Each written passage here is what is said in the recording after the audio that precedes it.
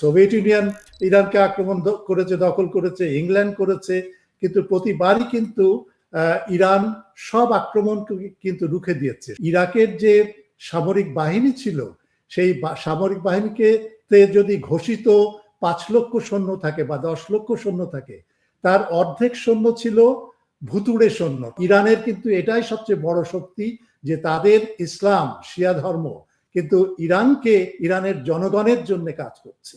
Russia আক্রমণ করবে, Russia আগ্রাসী দেশ, আগে ছিল সোভিয়েত ইউনিয়ন, এখন রাশিয়া। সুতরাং নেটোর ভেতরে একটা ভাঙন সৃষ্টি হবেই আমার যেটা মনে হচ্ছে, কিন্তু যে রেজিমটা এখন নতুন এসছে তারা কিন্তু আরো বেশি উগ্র, আরো বেশি মিলিটেন্ট এবং আরো বেশি আমেরিকা বিরোধী।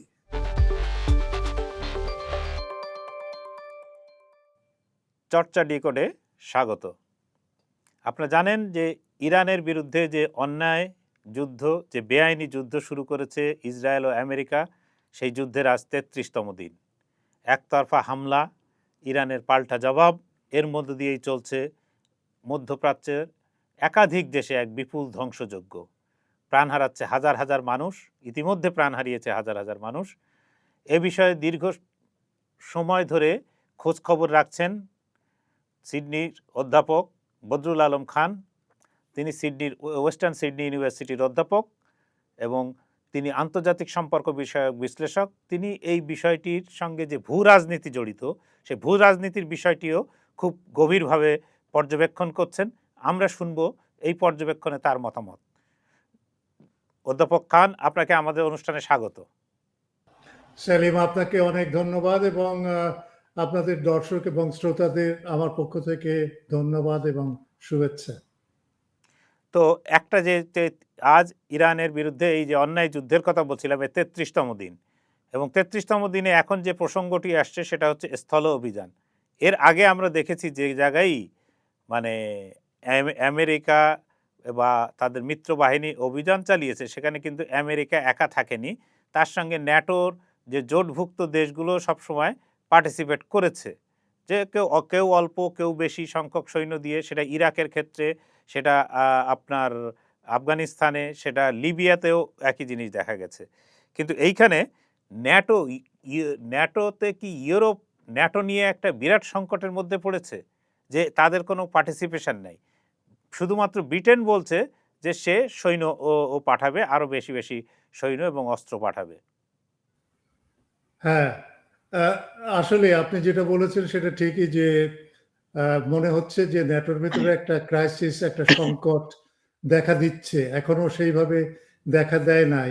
তার কিছু আলামত আমরা দেখতে পাই, সেটা হচ্ছে যে ন্যাটোর সেক্রেটারি জেনারেল যিনি মার্ক রুটে, তার কোনো কথাবার্তা কিন্তু শোনা যাচ্ছে না বেশ অনেকদিন ধরেই। তিনি অত্যন্ত মুখর ছিলেন বেশ কিছুদিন আগে, যুদ্ধ শুরুর আগে, এবং তিনি নানাভাবে ডোনাল্ড ট্রাম্পকে নানাভাবে বোঝানোর চেষ্টা করেছে যে হ্যাঁ, ইরান হচ্ছে একটা আগ্রাসী এবং সন্ত্রাসী একটা দেশ, এবং তার বিরুদ্ধে সংগ্রাম চালালে বা যুদ্ধ বা সেই ধরনের কোনো স্পেশাল অপারেশন যদি আমেরিকা চালায় তাহলে নেটো তাকে সমর্থন করবে এবং সাহায্য করবে। কিন্তু এখন দেখা যাচ্ছে যে মার্ক রুটে সে তেমন কোনো কথা বলছে না এবং তাকে দেখাই যাচ্ছে না। আরো যেটা দ্বিতীয় দিক যেটা লক্ষ্য করার বিষয়, সেটা হচ্ছে যে ইতিমধ্যে ইটালি, ফ্রান্স এবং স্পেন, এই তিনটা বৃহৎ দেশ, এবং ব্রিটেনও কিছু কোনো ক্ষেত্রে বলছি এই কারণে যে ব্রিটেন কিন্তু একটা যুদ্ধজাহাজ পাঠিয়েছে, কিন্তু সেটা কিন্তু গালফ স্টেট এলাকায় না বা পারস্য উপসাগর এলাকায় না, এটা হচ্ছে সে পাঠিয়েছে সাইপ্রাসে, তার যে ঘাঁটি সেখানে আছে সেখানে পাঠিয়েছে প্রতিরক্ষা ব্যবস্থাটাকে আর একটু শক্তিশালী করার জন্য। তো এটা ব্রিটেন তো অনেক সময় অনেক কিছু বলে, কিন্তু গোপনে তাদের যে MI6 এবং CIA এর সাথে যে যুক্ত যে সহযোগিতা এবং আতাত আছে, সেখানে তারা অন্য কোনো যদি তীব্র কোনো ব্যবস্থা গ্রহণ করে ইরানের বিরুদ্ধে, তাহলে অবাক হওয়ার কিছু নেই। কিন্তু সবচেয়ে বড় ব্যাপার হচ্ছে যে ইটালি, ফ্রান্স এবং স্পেন, এই তিনটি দেশ তারা ঘোষণাই করেছে যে তাদের আকাশসীমা পাড়ি দিয়ে আমেরিকার কোনো বিমান ইরানকে আক্রমণ করবে না, এবং সেটা তারা অত্যন্ত সুস্পষ্টভাবে জানিয়ে দিচ্ছে। বিশেষ করে স্পেন এবং ফ্রান্সের প্রেসিডেন্টও বলেছে এবং ইটালির প্রেসিডেন্টও বলেছে। সুতরাং লক্ষ্য করা যাচ্ছে যে হ্যাঁ, একটা ভাঙন কিন্তু সৃষ্টি হচ্ছে। ভাঙন সৃষ্টি হচ্ছে কারণ অন্যান্য যে সমস্ত ক্ষুদ্র দেশ তারাও কিন্তু চুপচাপ আছে। অথচ আমেরিকা কিন্তু এই নেটোকে ইউরোপে দাঁড় করানোর জন্য তারা যে চুক্তি করে আজ থেকে প্রায় 70-80 বছর আগে, সেই চুক্তির অধীনে ইউরোপকে সমর্থন করা, ইউরোপের প্রতিরক্ষা ব্যবস্থাকে নিশ্চিত করা, এটাই ছিল আসল উদ্দেশ্য। কিন্তু প্রকৃত উদ্দেশ্য হচ্ছে যে এটা সোভিয়েত ইউনিয়নের বিরুদ্ধে তখন সেটা করা হয়েছিল। এখনো যে নেটো আছে সেটা কিন্তু রাশিয়ার বিরুদ্ধে একটা আক্রমণাত্মক একটা জোট হিসেবেই সে প্রমাণ করেছে। এবং আরো অন্যান্য দেশগুলো যেমন আছে আফগানিস্তান, তারপরে ইরাকের যুদ্ধের সময়, প্রায় সব যুদ্ধেরই সময়, ইরাকে তো বেশ কয়েকটা যুদ্ধ হয়েছে, যেমন কুয়েত যখন ইরাক আক্রমণ করেন 1990 সালে ডেজার্ট স্টর্ম, তারপরে 1998 সালে ডেজার্ট ফক্স, এবং অপারেশন ইরাকি ফ্রিডম নামে যেটা করে 2003 সালে আমেরিকা, জর্জ বুশ, এই সবগুলোতেই কিন্তু নেটো পার্টিসিপেট করেছে। কিন্তু এবার যেটা হচ্ছে সেটা হচ্ছে কেবলমাত্র পার্টিসিপেশনই না, সেখানে তারা বলেই দিচ্ছে যে এই যুদ্ধটা হচ্ছে একটা অন্যায় যুদ্ধ, এটা আমেরিকার যুদ্ধ, এটা আমাদের যুদ্ধ না, তার মানে ইউরোপের যুদ্ধ না। এবং সেই কারণে কিন্তু ডোনাল্ড ট্রাম্প নানাভাবে হুমকি ধমকি দিয়েছে এবং বলছে যে হ্যাঁ, এরপরে যদি তোমাদের কোনো বিপদ হয়, বিশেষ করে রাশিয়া যদি তোমাদেরকে আক্রমণ করে, তাহলে আমরা ভেবে দেখব তোমাদেরকে সাহায্য করব কিনা। আসলে রাশিয়া কখনোই কিন্তু ইউরোপকে আক্রমণ করতে চায় না, বা সেই রকম কোনো ইচ্ছা নাই। এটা এই যে রাশিয়া আক্রমণ করবে, এই যে একটা ধোঁয়া তুলে ইউরোপ সবসময় কিন্তু আমেরিকাকে তাদের হাতে তাদের আটকে রাখতে পেরেছে, এবং তাদের আমেরিকার থেকে সব সাহায্য সহযোগিতা তারা পেয়েছে, বিশেষ করে প্রতিরক্ষায়। ঠিক ওই একটা কারণে যে হ্যাঁ, রাশিয়া আক্রমণ করবে, রাশিয়া আগ্রাসী দেশ, আগে ছিল সোভিয়েত ইউনিয়ন, এখন রাশিয়া। সুতরাং নেটোর ভেতরে একটা ভাঙন সৃষ্টি হবেই আমার যেটা মনে হচ্ছে। কিন্তু আরেকটা ভাঙন যেটা লক্ষ্য করার ব্যাপার, সেটা হচ্ছে যে গালফ স্টেটগুলোর ভেতরেও কিন্তু একটা ভাঙন সৃষ্টি হচ্ছে, এবং সেই ভাঙনটা আমরা লক্ষ্য করি বিশেষ করে কাতার এবং ওমান। এই দুটো দেশ কিন্তু এখন ইরানের সাথে সেপারেটলি, আলাদাভাবে, পৃথকভাবে, অন্যান্য গালফ দেশ থেকে ভিন্ন সেরকম একটা কিন্তু একটা চুক্তি এবং সহযোগিতা বা সমঝোতা সে করেছে বলে নানাভাবে প্রকাশ পাচ্ছে।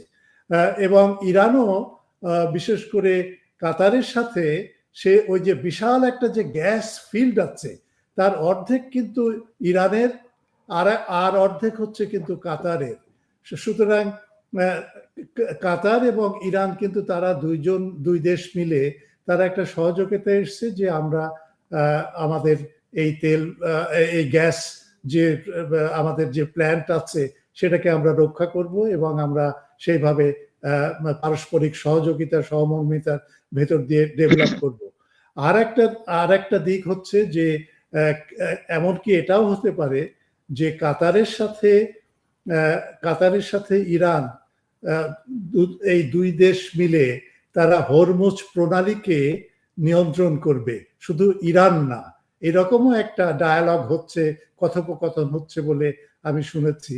কতটুকু সেটা আমি বলতে পারবো না, কিন্তু হরমুজ প্রণালীর নিয়ন্ত্রণ, বিশেষ করে তার থেকে যে টোল আদায় এখন ইরান করছে, কিন্তু ইরান সেটা বলছে যে না, আমি একলা এই দায়িত্ব নিব না, কারণ কাতারও কিন্তু এই হরমুজ প্রণালীর সাথে যুক্ত, অত্যন্ত মানে জিওগ্রাফিক্যালি, ভৌগোলিকভাবে। সুতরাং ইরান এই আরেকটা চাল সে দিয়েছে, কূটনৈতিক চাল, ওই গালফ স্টেটগুলোর ভেতরে বিভেদ সৃষ্টি করা, বিশেষ করে কাতারকে ওখান থেকে বের করে আনা এবং ওমানকে ওখান থেকে বের করে আনা। সুতরাং ভাঙন কিন্তু নানাভাবে হচ্ছে, কেবলমাত্র নেটোর ক্ষেত্রে না, এটা গালফ স্টেটদের ভেতরেও আমরা লক্ষ্য করছি এই ভাঙনের একটা প্রক্রিয়া। তার মানে দেখা যাচ্ছে যে যে যে নতুন ওয়ার্ল্ড অর্ডার বা নতুন যে বিশ্ব ব্যবস্থার কথা বলা হচ্ছে, যে বহুমেরু বিশ্ব, যেটা মাল্টিপোলার ওয়ার্ল্ড হিসাবে বলা হচ্ছে, তার নানান লক্ষণ কিন্তু আস্তে আস্তে ফুটে উঠছে বলে আপনার কথা থেকে বোঝা যাচ্ছে। এদিকে ট্রাম্প সময় বেঁধে দিয়েছিলেন 2 সপ্তাহ। প্রথমে তিনি 2 দিন, 5 দিন, এরপরে 1 সপ্তাহ, 2 সপ্তাহ পর্যন্ত তিনি সময় বেঁধে দিয়েছেন। সম্ভবত 10 তারিখে তার এটা এই বেঁধে দেওয়ার সময় শেষ হবে। এখন এই ৩৩ দিন যুদ্ধ চলার পর এই 2 সপ্তাহ যদি শেষও হয়, এরপরে ট্রাম্প কি করবেন? কি করতে পারেন তিনি? হ্যাঁ, আপনি যেটা বললেন যে মানে একটা নতুন বিশ্ব ব্যবস্থার একটা উন্মেষ ঘটছে, সেটা আমরা লক্ষ্য করছি নানাভাবে।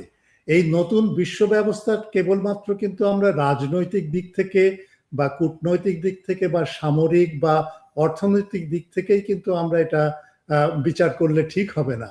এটাকে আরো বিচার করতে হবে সাংস্কৃতিক এবং যেটাকে বলে সাংস্কৃতিক এবং আদর্শগত দিক থেকে। আপনি লক্ষ্য করে দেখেন, যদি ইরানের সাথে, রাশিয়ার সাথে এবং চীনের সাথে, এই 3টা দেশের সাথে যদি একটা আঁতাত হয় এবং সেই আঁতাতটা কিন্তু ডেভেলপ করছে একটা বিকল্প ব্যবস্থা হিসেবে, সেই আঁতাতের ভেতরে কিন্তু 3টা দেশেই কিন্তু এই আধুনিক সমাজ যে ভিত্তিতে গড়ে উঠেছে, যে উদারনৈতিক একটা আদর্শ দিয়ে, সেই আদর্শেরই কিন্তু একটা বিপরীতধর্মী একটা আদর্শ দিয়েই কিন্তু এই 3টা দেশ এখন চলছে। যেমন ইরানে হচ্ছে একটা ধর্মীয় এবং সেই ধর্মটাকে কিন্তু আমরা একটা কুসংস্কার হিসেবে আমরা দেখি না, কিন্তু এই ধর্মকে, বিশেষ করে আমি ইরানের ক্ষেত্রে, এই ধর্মটা হচ্ছে সাম্রাজ্য বিরোধী একটা আদর্শ এবং একটা নতুন ধরনের ব্যক্তিগত জীবন ব্যবস্থা যেন সৃষ্টি হয়, সেই রকমের একটা প্রচেষ্টা। রাশিয়ার ক্ষেত্রেও আপনি দেখেন যে রাশিয়ার ক্ষেত্রেও তারাও চেষ্টা করছে যে এই স্লাভিক একটা কালচার, যে স্লাভনিক কালচার, যেটা তার উপরে ভিত্তি করে একটা সভ্যতা গড়ে তুলতে রাশিয়াতে, এবং সেখানে পশ্চিমা বিশ্বের যে সমস্ত মূল্যবোধ তার থেকে দূরে থেকে।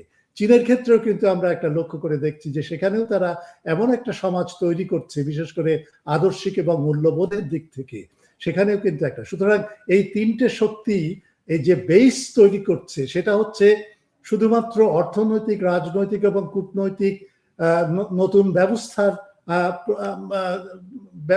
ব্যাপারটা না বা কাঠামো না, এর সাথে মূল্যবোধ এবং আদর্শগত একটা দিক যে আমরা দেখছি বেরিয়ে আসতে, এবং সেটাই কিন্তু নির্ধারণ করবে আগামী দিনে একটা বিকল্প ব্যবস্থা কি হতে পারে। সুতরাং এটা একটা ইম্পর্টেন্ট দিক। এখন আমি যদি আপনার প্রশ্নে ফিরে আসি, সে প্রশ্নটা হচ্ছে যে এখন ডোনাল্ড ট্রাম্প কি করবেন।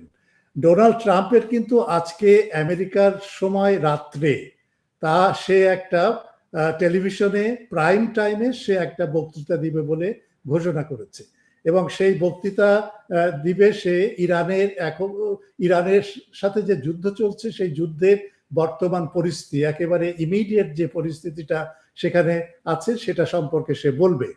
আমার যেটা মনে হয় যে সেখানে সে 3টা জিনিস বলতে পারে। একটা হচ্ছে যে হ্যাঁ, নেগোসিয়েশন চলছে ইরানের সাথে, কারণ ইতিমধ্যে কিন্তু তারাও এটা বলতে শুরু করেছে যে ইরানে কিন্তু রেজিম চেঞ্জ হয়ে গেছে। তো রেজিম চেঞ্জ হয়ে গেছে, আসলে এটা সত্যি। এখন আয়াতুল্লাহ হোমেইনি নেই, তারপরে লারিজানি নেই, আরো অন্যান্য নেতা যারা অনেক বেশি সমঝোতাপূর্ণ পরিবেশে আমেরিকার সাথে সম্পর্ক গড়ে তুলতে চায়, তাদেরকে সবাইকে হত্যা করা হয়েছে। সুতরাং রেজিম চেঞ্জ হয়েছে, পরিবর্তন হয়েছে, কিন্তু যে রেজিমটা এখন নতুন এসছে তারা কিন্তু আরো বেশি উগ্র, আরো বেশি মিলিটেন্ট এবং আরো বেশি আমেরিকা বিরোধী। সুতরাং ডোনাল্ড ট্রাম্প যদি বলে যে হ্যাঁ, পাকিস্তানের মাধ্যমে, সহযোগিতার মাধ্যমে বা মধ্যস্থতার মাধ্যমে আমরা একটা নেগোসিয়েশনে আছি, সুতরাং ঠিক আছে, আমরা এখন যুদ্ধ বিরতি করি, আমরা সমস্ত কমব্যাট অপারেশন গুলো আমরা বন্ধ করি, এটা একটা হতে পারে, সে ডিক্লেয়ার করতে পারে। দ্বিতীয় হতে পারে যে সে বলতে পারে যে হ্যাঁ, আমাদের সব বিজয় হয়ে গেছে, এবং এটাও কিন্তু আমরা শুনছি, ডোনাল্ড ট্রাম্প বলছে, মার্কো রুবিও বলছে, আরো অনেকে বলছে যে হ্যাঁ, আমাদের বিজয় হয়ে গেছে, আমরা তার নিউক্লিয়ার ক্যাপাসিটি যেটা ইরানের ছিল সেটা সম্পূর্ণ ধ্বংস করে দিয়েছি।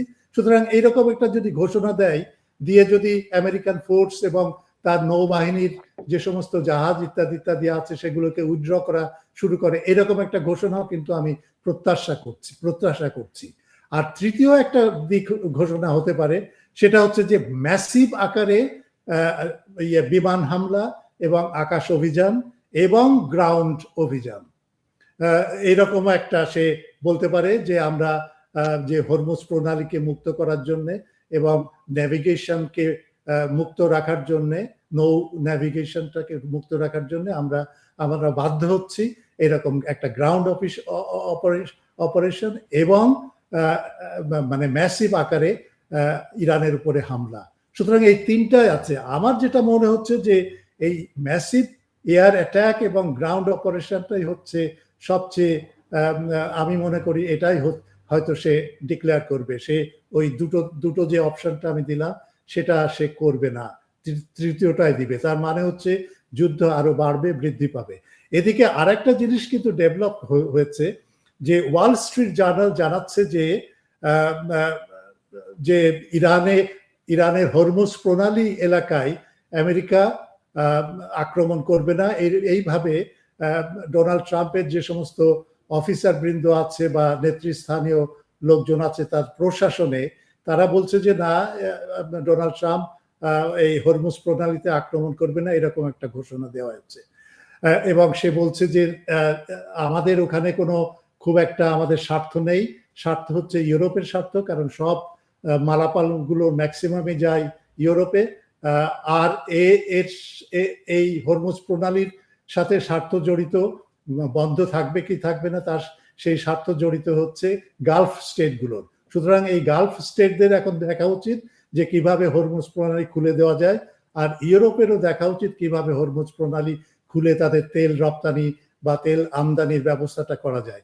এখানেও কিন্তু আমি একটা ট্রিক্স দেখছি, একটা সঠতা বা একটা ধোঁকাবাজি দেখছি। ধোঁকাবাজিটা হচ্ছে এই যে গালফ স্টেটদেরকে এই যদি বলা হয় যে হ্যাঁ তোমরা তোমাদের হরমুজ প্রণালী তোমরাই দেখো, আমেরিকার এখানে কিছু করণীয় নেই, কারণ আমেরিকা এমন কিছু পায় না হরমুজ প্রণালীর মধ্য দিয়ে যেটা আমেরিকার প্রয়োজন। এর অর্থ হচ্ছে যে তারা, আমেরিকা বিশেষ করে ডোনাল্ড ট্রাম্প একজন ব্যবসায়ী হিসেবে এবং একজন রাজনীতিবিদ হিসেবে, সে চাপ দিতে চাচ্ছে এই গালফ স্টেটগুলোর উপরে যে তোমরা আমাকে টাকা দাও, অর্থ দাও, অর্থ না দিলে আমি তোমাদের দেখাশোনা করব না। এইরকম একটা ট্রানজাকশনের একটা আইডিয়া ডোনাল্ড ট্রাম্পের আছে।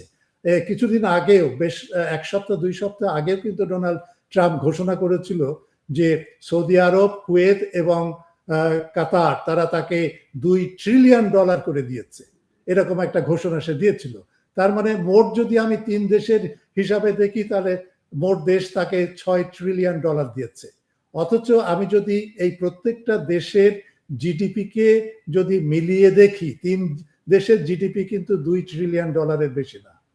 সুতরাং কিভাবে তারা $6 ট্রিলিয়ন দিতে পারে?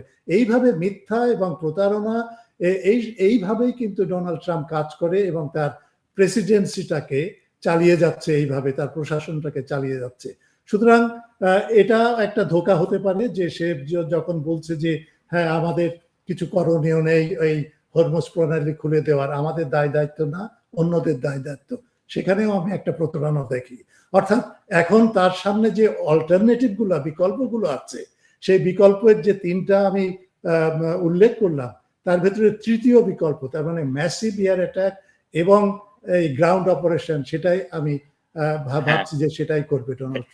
এইটাই আমরা একটু বিস্তারিত জানতে চাইবো যে স্থল অভিযান, ম্যাসিভ এয়ার অ্যাটাক কিন্তু প্রথম দিন থেকেই হচ্ছে, একদম শুরুর দিন থেকেই ম্যাসিভ এয়ার অ্যাটাক কিন্তু ইরানের উপর ইসরায়েল এবং আমেরিকা চালিয়ে যাচ্ছে, এবং একটা ভয়ঙ্কর, শুধু সামরিক স্থাপনা বাদ দিয়ে বেসামরিক স্থাপনা ইতিমধ্যে হাজারে হাজারে বা ঘর বাড়ি, স্কুল, কলেজ, ইউনিভার্সিটি সব কিছু গুড়িয়ে দেওয়া হয়েছে। তো এইখানে যে জিনিসটা স্থল অভিযানের ক্ষেত্রে, যে জিনিসটা আমি একটু আপনার দৃষ্টি আকর্ষণ করতে চাই, যে ইরানের পররাষ্ট্রমন্ত্রী বলেছিলেন আমরা তোমাদের জন্য অপেক্ষা করছি, মানে স্থল অভিযানকে ঘিরে যে উনি মন্তব্য করেছিলেন, তার মানে তো এসো তোমরা, আমরা অপেক্ষা করছি। আসলেই কি ইরানের মানে কি মনোভাব বা তার মনোবল, আত্মবিশ্বাস যেটাই বলি না কেন, এটা কি এত দৃঢ়?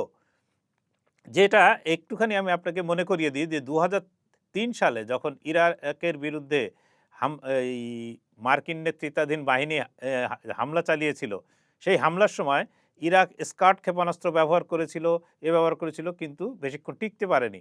এবং যখন স্থল অভিযান শুরু হয়, তখন তারা বলেছিল, স্থল অভিযান শুরুর আগে বলা হয়েছিল যে একবার স্থল অভিযান শুরু হলে এই মরুর মধ্যে এই আমেরিকানরা বা অন্যান্য ইউরোপীয় দেশগুলো কিন্তু তার সঙ্গে পেরে উঠবে না।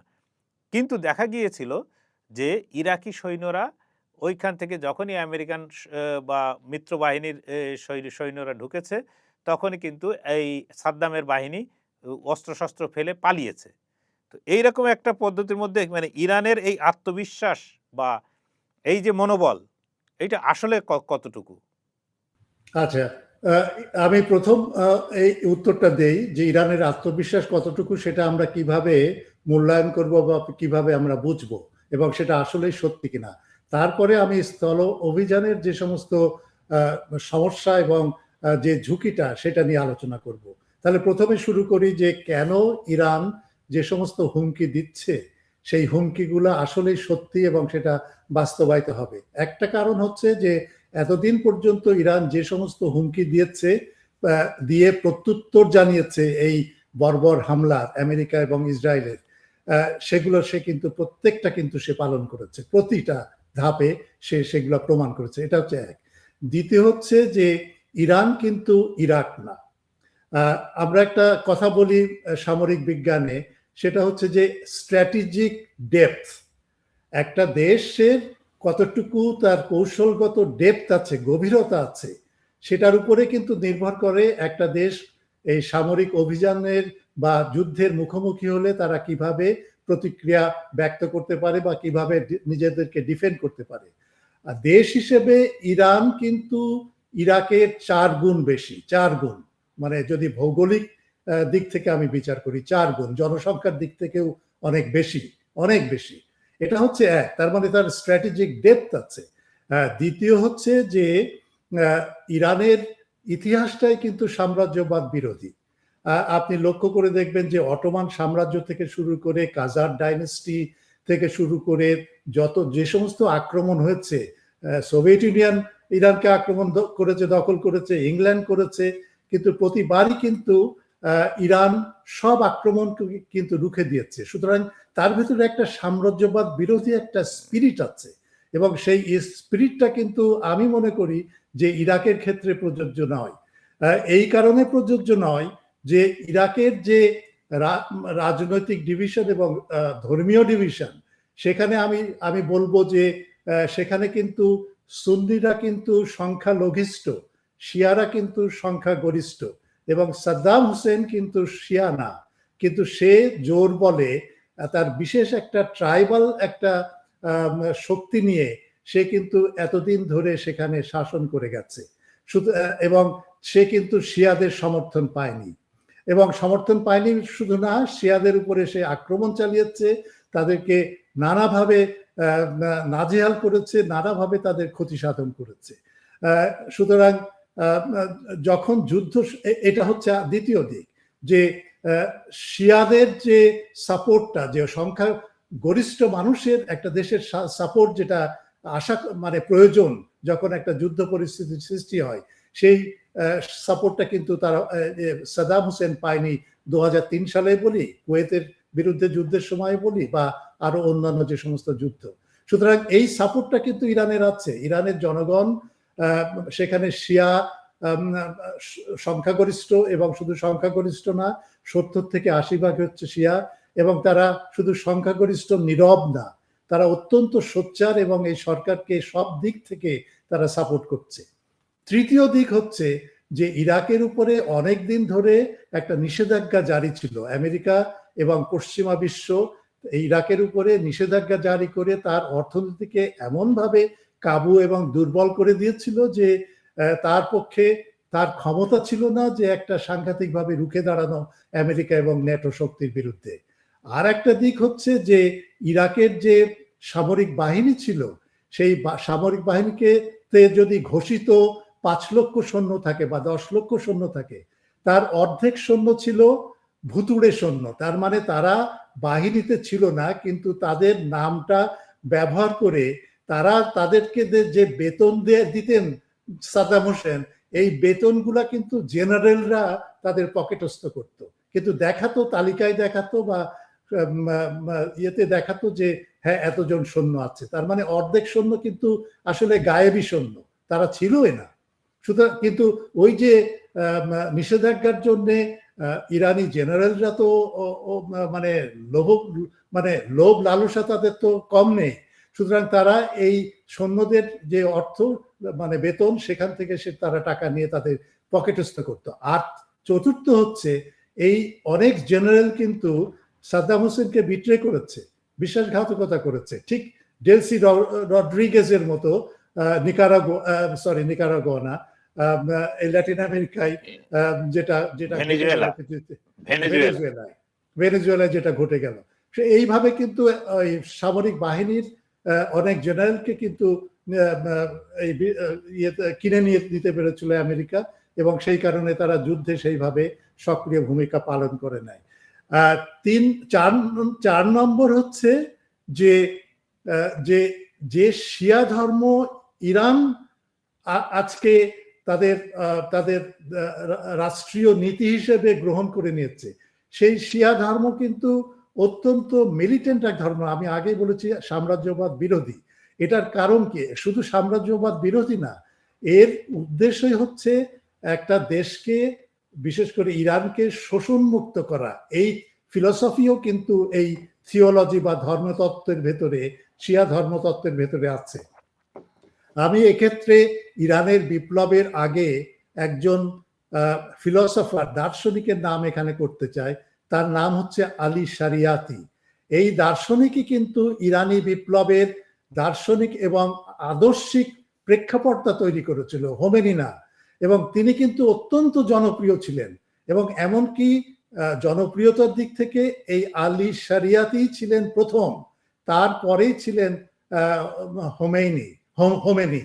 সুতরাং এবং তিনি কি বললেন, বিপ্লবটাকে প্রস্তুত করার জন্য তিনি বললেন যে আমাদের ধর্মকে পশ্চিমা বিশ্বের যে ধর্ম বিশ্লেষণ তার থেকে পৃথক করে দেখতে হবে। পশ্চিমা বিশ্বে ধর্মকে বিশ্লেষণ করে ধার্মিক অথবা নাস্তিক, এই যে ডিভিশনটাকে করে, নাস্তিক অথবা আরো অন্য কিছু। কিন্তু আলী শারিয়াতি বলল যে না, এটা ঠিক না, ধর্মকে বিশ্লেষণ করতে হবে কোন ধর্ম শোষিতের পক্ষে আর কোন ধর্ম শাসককে সমর্থন করে এবং তাকে শক্তি যোগায়। এবং সেই কারণে অফিসিয়াল একটা ধর্ম আছে, আর একটা ধর্ম আছে প্রতিবাদী ধর্ম, যে ধর্ম প্রতিবাদ করে। এবং আলী শারিয়াতি ওই যে অফিসিয়াল যে ধর্ম, সেটাকে সে বলল কাজার ইসলাম। আর হোমেনি এবং আলী শারিয়াতির যে ধর্ম, সেটাই হচ্ছে আসল শিয়া আদর্শের উপরে ভিত্তি করে। এবং সেই আদর্শটা হচ্ছে ইমাম হোসেনের যে আদর্শ, যে আমি আমার জীবনকে স্যাক্রিফাইস করব অন্যায়ের বিরুদ্ধে এবং একটা অত্যাচারী ইয়াজিদের বিরুদ্ধে যেভাবে তিনি করেছিলেন, ঠিক একইভাবে কিন্তু এই রেজা শাহ পাহলভি যখন রেজা শাহ পাহলভি বিগত শাসক, যিনি শাসন করেছেন অনেক দিন ধরে ইরানকে, তার বাবা যখন 1925 সালে যখন ক্ষমতা গ্রহণ করে একটা সামরিক কুর মধ্য দিয়ে, এই সামরিক কুর মধ্য দিয়ে অগণতান্ত্রিক উপায়ে এবং নিয়ম বহির্ভূত উপায়ে যে ক্ষমতা সে গ্রহণ করে, এবং তারপরে টানা 1979 সাল পর্যন্ত সে ক্ষমতায় টিকে থাকে, এটাকে ওই সময় আলী শারিয়াতি এবং হোমেনি তারা এটাকে এইভাবে তুলে ধরেছিল আদর্শিকভাবে, যে এরাই হচ্ছে ইয়াজিদ, এই রেজা শাহ পাহলভি।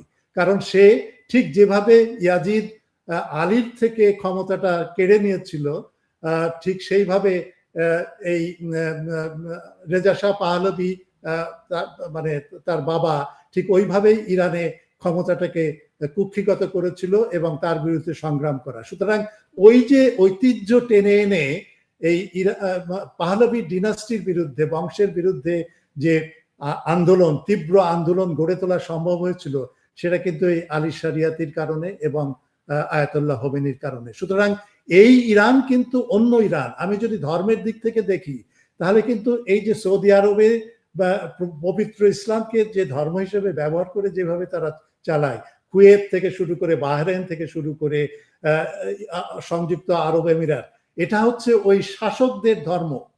এবং সেই শাসকদের ধর্মের সাথে আসল যে ইরানি যে জনগণের যে ধর্ম, শিয়া ধর্ম যেটা, সেটার সম্পূর্ণ বিপরীত। কারণ এই মানে গালফ স্টেটের যে ধর্ম ইসলাম, এই ধর্ম সাহায্য করে এই সমস্ত অপ্রিয় এবং জনগণের কাছে ঘৃণ্য যে সমস্ত শাসক আছে এবং আমেরিকার পাঁচাটা যে সমস্ত আছে শাসকরা আছে, তাদেরকে সমর্থন করে। সুতরাং ধর্মের দিক থেকে আমরা যখন বিশ্লেষণ করব, তখন অবশ্যই ধর্মীয় শক্তিটা কি, ধর্মের আইডেন্টিটিটা বা পরিচিতি, আমি একজন মুসলিম হিসেবে আমি দেখব এই ধর্ম কে কি করছে আসলে বাস্তবে।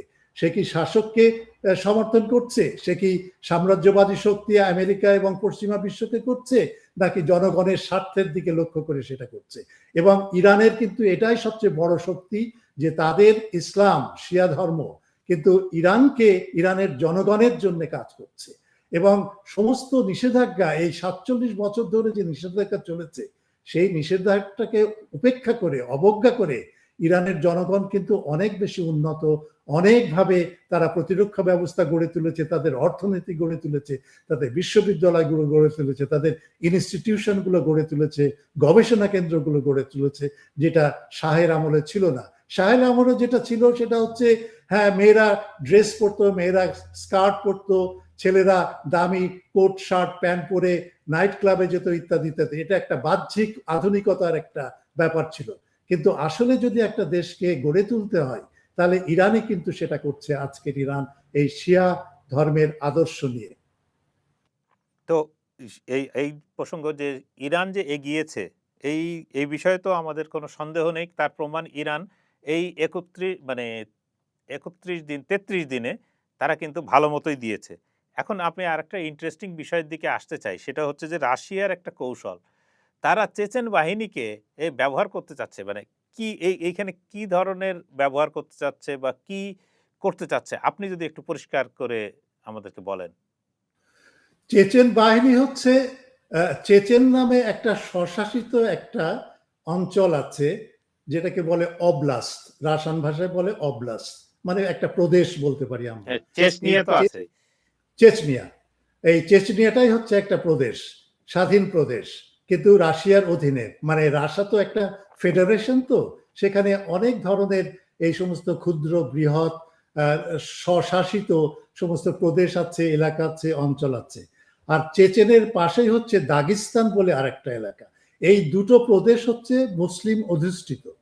এবং এই দুই দেশে আমেরিকা কিন্তু অনেক দিন ধরে, সিআইএ অনেক দিন ধরে চেষ্টা করেছে এই দুই প্রদেশকে নানাভাবে উত্তপ্ত করে, উত্তেজনা সৃষ্টি করে রাশিয়ার ভেতরে ভাঙন সৃষ্টি করা, এবং এই দুই প্রদেশকে আলাদা করে দুটো রাষ্ট্র হিসেবে যেন আত্মপ্রকাশ করতে পারে, তার জন্য সব ধরনের সহায়তা দিয়েছে, বিশেষ করে উগ্রপন্থীদের। আপনার মনে হচ্ছে আফগানিস্তানে যখন 2001 সালে যখন আমেরিকা আক্রমণ করে, এবং তারপরে আক্রমণের পরে কিন্তু এই যে উগ্রপন্থী ইসলামী যে সমস্ত গোষ্ঠী ছিল, শক্তি ছিল, তারা কিন্তু নানাভাবে ছিন্ন বিচ্ছিন্ন হয়ে পড়ে, এবং তাদের অনেকেই কিন্তু চলে আসে এই দাগিস্তান এবং চেচেনিয়া এই সমস্ত এলাকাতে। আরো অন্যান্য জায়গায় ছড়িয়ে ছিটে পড়েছিল।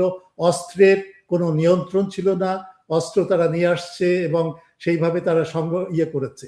এবং এই যে আল কায়দা থেকে শুরু করে, আইসিস থেকে শুরু করে, আজকে তো নানা গবেষণার মধ্য দিয়ে প্রমাণিত হচ্ছে যে এরা আসলেই কিন্তু সিআইএ দ্বারা সৃষ্ট, আমেরিকার দ্বারা সৃষ্ট, পশ্চিমা বিশ্ব দ্বারা তৈরি হয়েছিল। এবং তার প্রমাণ হচ্ছে আল জিলানি সিরিয়াতে, সে আজকে আগে যে সে আইসিসের ছিল, তাকে এখন সেখানে প্রেসিডেন্ট করেছে আমেরিকা, তুরস্ক এবং ইসরায়েল, এবং সেইভাবে সে আছে। সুতরাং এই চেচেনে যে সমস্ত বাহিনী আছে, তারা অত্যন্ত মিলিটেন্ট, এবং তারা কিন্তু এই রুশ বাহিনীর সাথে যুদ্ধ করছে ইউক্রেনের বিরুদ্ধে, এবং ফ্রন্টে তারা যুদ্ধ করছে এবং অত্যন্ত সাকসেসফুল ভাবে যুদ্ধ করছে।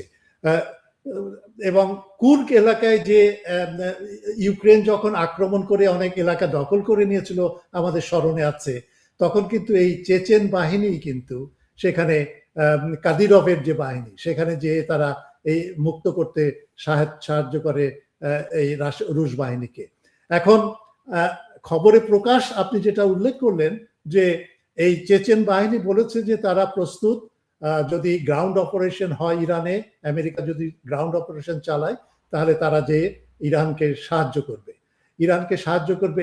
এটা এটা এই কারণে গুরুত্বপূর্ণ যে এই চেচেন বাহিনী কিন্তু পৃথকভাবে বা নিজস্ব বুদ্ধিতে বা নিজস্ব প্রক্রিয়ায় সিদ্ধান্ত নিয়ে একটা অন্য দেশে যে যুদ্ধ করতে পারে না, বা সেই অধিকার বা সেই পারমিশন যেটা সেটা কিন্তু রাশিয়া দিতে পারে না।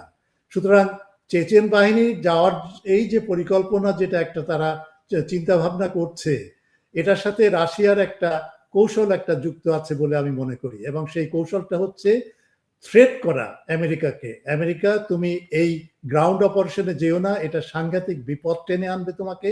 এবং শুধু চেচেনরাই বলছে না, কাদিরভ বাহিনী বলছে না, এমনকি পাকিস্তানের অনেক অনেক পার্বত্য যে সমস্ত গোষ্ঠ আছে, হিলস এবং মাউন্টেনাস যেসব অঞ্চলে যে সমস্ত গোত্র আছে, তারাও অনেকে ঘোষণা করেছে যে তারাও যে ইরানকে সাহায্য করবে।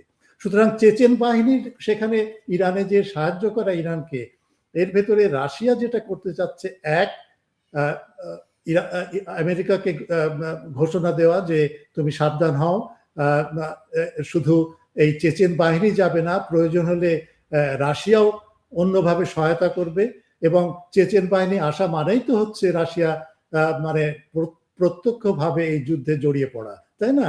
সুতরাং রাশিয়া কিন্তু ধীরে ধীরে এবং অত্যন্ত দ্রুত গতিতে তারাও কিন্তু তাদের যে সাহায্যের যে পরিমাণটা, ইরানের প্রতি তাদের যে সহায়তা সাহায্য, সেটা বৃদ্ধি করে চলেছে। সুতরাং এবং লাভরভ, রাশিয়ার পররাষ্ট্রমন্ত্রী লাভরভ যে বলছে যে তৃতীয় বিশ্বের ঝুঁকি সৃষ্টি হয়েছে, এটা কিন্তু অত্যন্ত গুরুত্ব দিয়ে আমাদের ভাবা দরকার। এই কারণে যে তৃতীয় বিশ্বযুদ্ধ যদি শুরুর বা প্রারম্ভে আমরা দাঁড়িয়ে থাকি, তার মানে হচ্ছে কি? তার মানে হচ্ছে প্রত্যেকটা দেশই এই যুদ্ধে, যেটা এখন আঞ্চলিক পর্যায়ে আছে, সেখানে জড়িয়ে পড়বে। তাহলে রাশিয়া, লাভরভের ঘোষণা অনুযায়ী রাশিয়াও সেখানে জড়িয়ে পড়বে, তাই না? সেই রকম একটা আভাস সে কিন্তু দিচ্ছে যে হ্যাঁ, এটা নিউক্লিয়ার একটা পর্যায়ে যেতে পারে। এবং আমি অবাক হব না যদি রাশিয়া আগামী 2-4 দিনের ভেতরে যদি এটা ঘোষণা দেয় যে ইসরায়েল যদি ইরানকে পারমাণবিক অস্ত্র দিয়ে যদি আক্রমণ করে, তাহলে রাশিয়া ইরানকে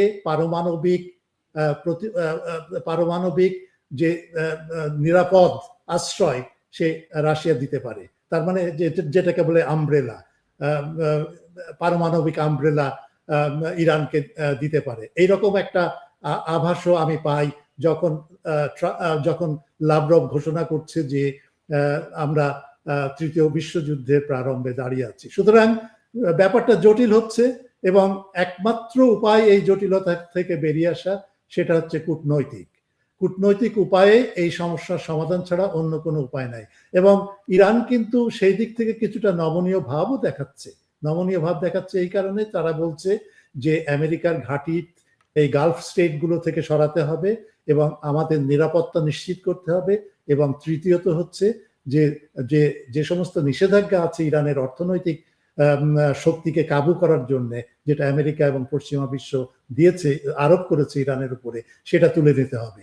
আর বাদ বাকি যে সমস্ত শর্ত আগে ছিল, সেগুলো থেকে কিন্তু সে একটুখানি সরে এসছে বলে আমার মনে হচ্ছে। সুতরাং এখন যদি আমেরিকা এসে যদি বলে যে ঠিক আছে, আমরা একেবারে শূন্য থেকে শুরু করি, আমাদের কোনো শর্ত নেই, আমরা বসে আলাপ আলোচনার মাধ্যমে তোমার যে নিরাপত্তার প্রয়োজন সেটাও আমি দেখব, ইসরায়েলের নিরাপত্তাটা কি সেটাও আমরা দেখব, গালফ স্টেটের নিরাপত্তা কি সেটাও আমরা দেখব। অর্থাৎ একটা আঞ্চলিক একটা নিরাপত্তা ব্যবস্থা গড়ে তোলার উপরে ভিত্তি করে যদি একটা কূটনৈতিক প্রয়াস যদি আমেরিকা গ্রহণ করে, এবং অথবা একটা আগ্রহ প্রকাশ করে, তাহলে কিন্তু এই সমস্ত মানে উত্তেজনাকর এবং বিধ্বংসী যে ভবিষ্যৎ হতে পারে, দেখা দিতে পারে এই অঞ্চলে, তার থেকে কিন্তু আমরা মুক্ত হয়ে আমরা সরে আসতে পারবো। ধন্যবাদ অধ্যাপক খান আপনার মূল্যবান মতামতের জন্য। দর্শক, চর্চা ডিকোডে এখন এ পর্যন্তই। দেখা হবে পরের পর্বে।